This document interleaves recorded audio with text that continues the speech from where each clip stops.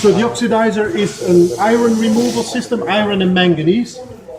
Typically iron,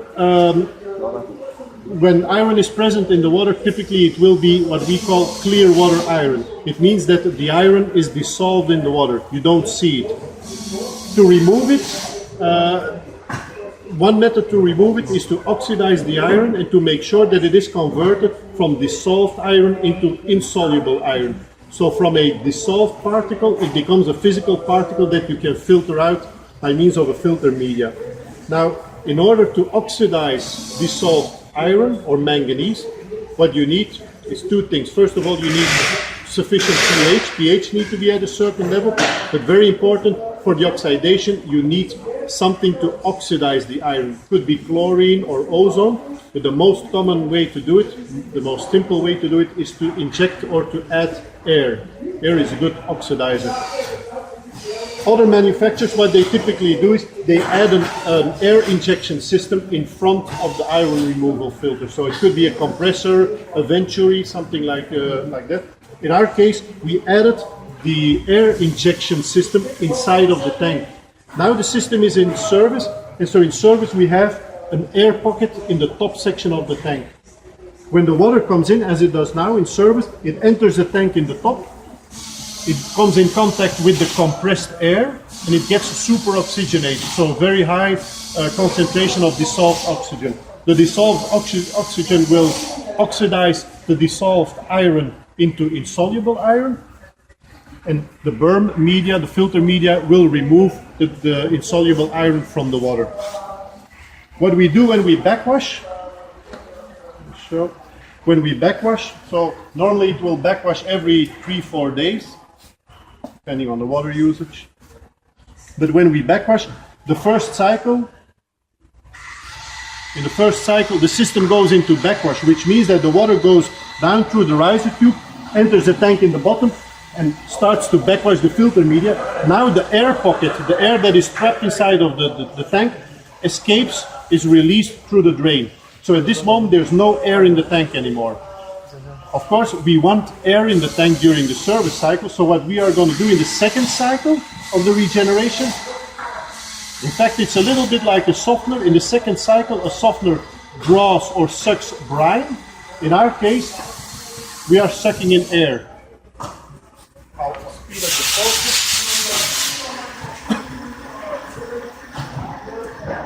So at this moment, water goes through the injector. The injector creates a vacuum. The vacuum sucks in the air.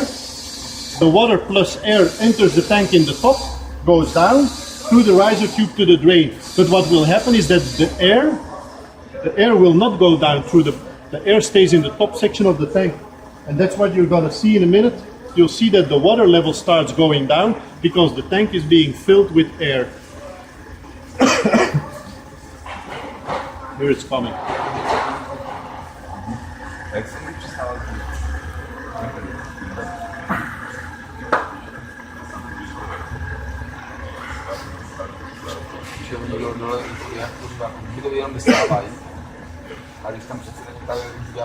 You see now the water level goes down, and so normally when it does an automatic regeneration, we leave it in air suction cycle for about 25 to 30 minutes, and typically the water level will go down to about 50% of the height of the tank. We're not going to wait that long, it's not really necessary, but I'll leave it for another minute. So now the air pocket in the tank is expanding, it's becoming bigger and bigger. And do you have it pre-configured for 35 minutes? I have to check the exact settings, but it's, I can check. 10 minutes? No. The air suction cycle is longer. The air suction is, oh no, you're right, 10 and 15 minutes. On the big one it's 50. Yeah, you're right. Oh. Okay. We changed it apparently. I should talk to Roo. Thank you. So you see the air pocket is expanding. I'll just let it go back to service now. Normally it takes a bit longer.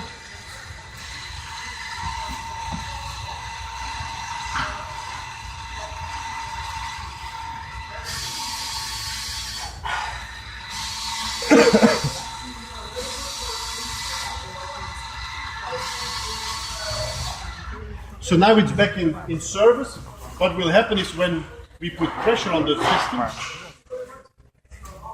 here, the air pocket is being compressed because air is, you can compress air. Water, you cannot compress it. Now because we didn't leave it in air suction long enough, but normally the air pocket will be something up to here. But as soon as we take water, you see that the pressure is to a certain degree is released. So here you can clearly see your air pocket in the tank. And so now it's, as I showed you in the beginning, the service cycle.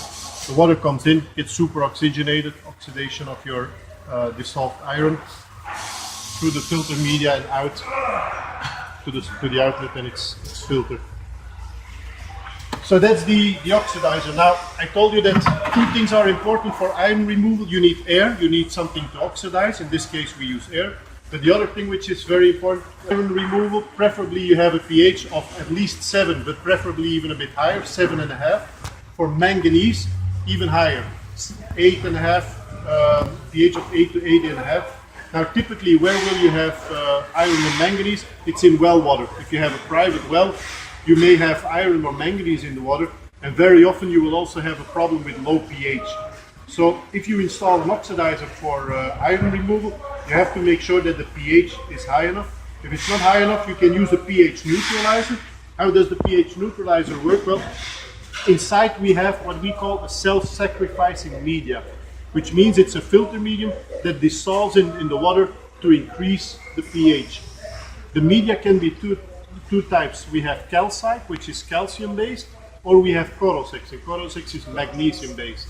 Now we will never use Corosex only. If we use Corosex, it's going to be a blend, 70% calcite, 30% Corosex. The advantage of Corosex, the magnesium based material, is that it's much faster acting. It's more aggressive. It increases the pH much faster, more aggressively. Because it's self-sacrificing, it also means that the level of filter media will go down after time. So from time to time, the end user needs to check the level. He can easily do it with a flashlight because it's a transparent tank and just refill it when necessary. To refill it, he doesn't have to remove the valve.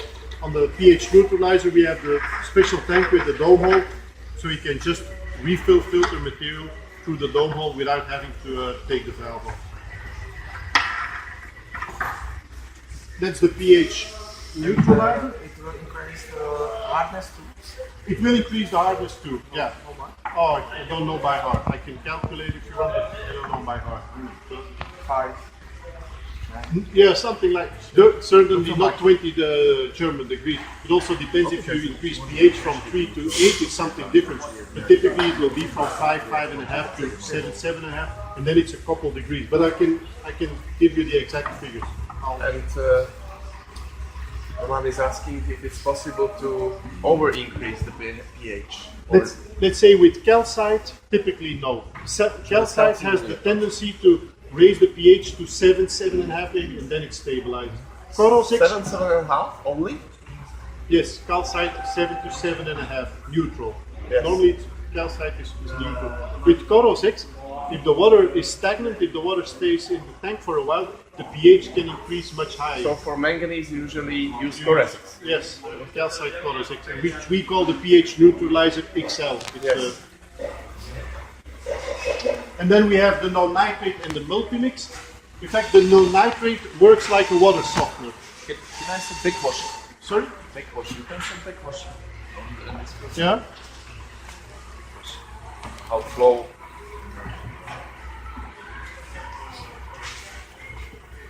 So the no-nitrate, in fact, it's a softener, but with the difference is that the resin that we use inside, of course, it's not to remove calcium and magnesium, it's to remove nitrates. So it's gonna go. But it is possibility to mix anion with cationic and will be softener and also. In this case, a softener uses the sodium portion of your brine. It's calcium magnesium which is exchanged for sodium. In case of nitrate, it uses the chlorides, so it's anion. Yeah, not catalyst. But it functions, it also regenerates just like a water softener with normal sodium chloride with regeneration salt. But the difference is that with a softener, the sodium portion is used, and with a nitrate, the chloride portion is used. So that's the difference. What's important when you use, in case of nitrate removal, is that you use a resin which is highly nitrate selective. What does it mean? If you don't use nitrate selective resin, the resin will start to remove nitrates, but once the resin is saturated with nitrates, if there's also sulfates present in the water, the sulfates might start to push the nitrate off the saturated resin, which is called nitrate dumping.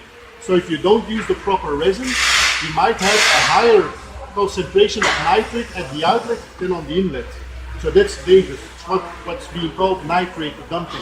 In our case, we use the Lanxess resin, which doesn't have nitrate dumping. So at the end of the service cycle, if it gets saturated and you overrun the capacity, nothing will happen. It will just stop removing nitrate, but it's not going to do any nitrate dumping. So no other chemical is removing nitrate from the resin, yes? No, yeah. Because it's highly nitrate selective. Yeah. If you don't use it that way, there's sulfites, for example, that could push the nitrate. I know. Then we have, last but not least, we have the multi-mix. And in fact, the multi-mix, we call it a softener plus. The multi-mix, as we explained earlier, it removes calcium hardness, calcium and magnesium. It removes iron, manganese. It also removes NOx, so natural organic matter, and some ammonia. But in fact, it's a mixture of different filter media. So it has resin. Too late? We have just okay. So it's just a mixture of different filter media that we put into the tank. And after the first regeneration, after the first backwash, because the different filter media have a different weight, what will happen is that it will automatically form a multi-layer filter bed. And so every filter layer will have a specific function. Now this is a great solution if you have well water, you have iron, you have manganese, you have some hardness, you have some natural organic matter, then something like the multi-mix is a good solution. The multi-mix is not a good solution if you would say I only have iron, then the oxidizer is definitely better. This is kind of the all-rounder that you want to use if you have different products. If you have different problems and you don't want to use 3 or 4 different individual systems. So, any questions? Here you can